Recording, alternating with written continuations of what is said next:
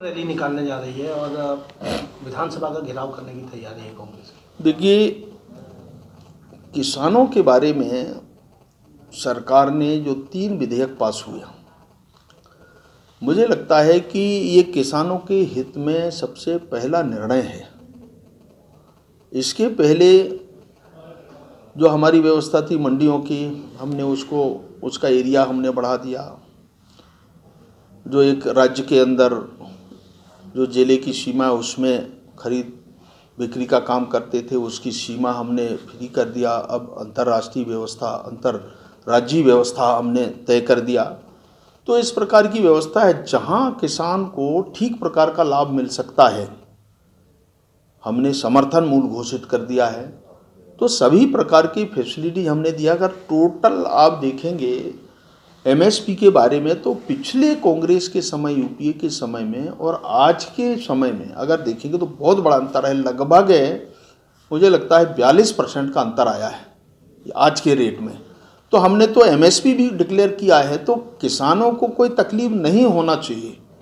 अब आंदोलन कोई कर रहा है तो भैया उनका अधिकार है। हम तो किसानों का आंदोलन हम चाहते हैं कि अगर कोई महत्वपूर्ण सुझाव वो दे रहे हैं तो उस सुझावों को हम सुनेंगे।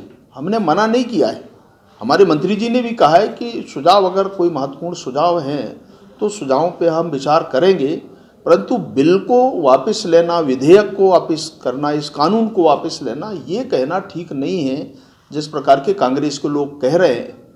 तो अगर ऐसा ही करना है तो भैया आप का आंदोलन है, किसानों के आंदोलन में आप खड़े हो रहे हैं।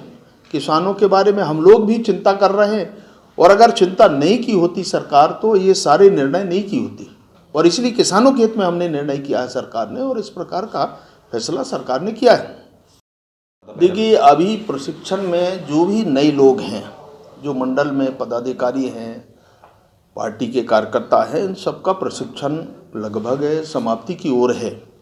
25 तारीख को इसकी डेडलाइन थी, परंतु कुछ कार्यक्रमों के कारण कुछ ही मंडल रह गए होंगे, परंतु 90% प्रशिक्षण वर्ग हमारे संपन्न हुए हैं। और आज 26 और 27 को जिलाध्यक्षों का प्रशिक्षण वर्ग भोपाल में हो रहा है। मैं भी अभी शाम के जाऊंगा।